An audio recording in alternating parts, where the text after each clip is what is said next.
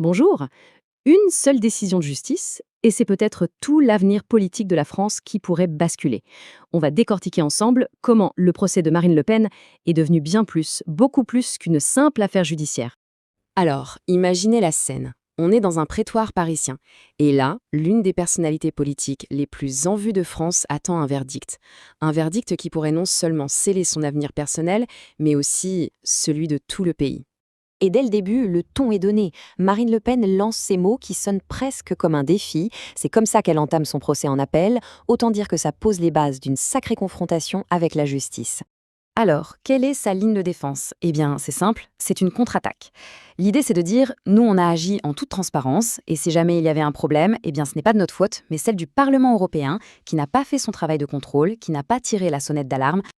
Ok, mais pour bien comprendre pourquoi cette stratégie de défense est si importante, il faut absolument revenir à la case départ, c'est-à-dire à l'accusation qui est au cœur de toute cette affaire. Voilà, on y est. Cette saga judiciaire que tout le monde connaît sous le nom de l'affaire des assistants parlementaires, eh bien, tout tourne autour d'une seule chose, un soupçon de détournement de fonds publics. Alors concrètement, de quoi parle-t-on? L'accusation, elle est finalement assez simple, mais très grave. En gros, on lui reproche d'avoir utilisé l'argent des contribuables européens, non pas pour payer des assistants qui travaillent pour le Parlement à Bruxelles, mais pour financer les activités de son propre parti politique en France. Et attention, il faut bien se rappeler que ce n'est pas la première manche, il y a déjà eu un premier procès.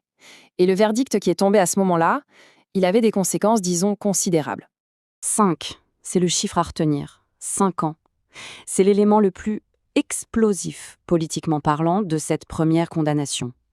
5 ans d'inéligibilité, c'est-à-dire l'interdiction pure et simple d'exercer un mandat public. Et ça ne s'arrêtait pas là, loin de là. En plus de cette interdiction de se présenter à une élection, la peine comprenait aussi une possible peine de prison et une amende plutôt salée. Bon, revenons à notre procès en appel. Ce qui est vraiment fascinant à observer, c'est le choc frontal entre deux versions, deux récits complètement opposés. Celui de la défense et celui de l'accusation. D'un côté, on a donc l'équipe de Marine Le Pen qui martèle « il n'y a eu aucune dissimulation, aucune tromperie. Si vraiment il y avait un souci, c'était au Parlement européen de le dire, de tirer la sonnette d'alarme bien avant. » Mais de l'autre côté, l'avocat du Parlement européen répond, et c'est parole contre parole, pas du tout d'accord, des contrôles, il y en avait. Alors qui croire, c'est toute la question. C'est la crédibilité de chaque version que les juges vont devoir peser.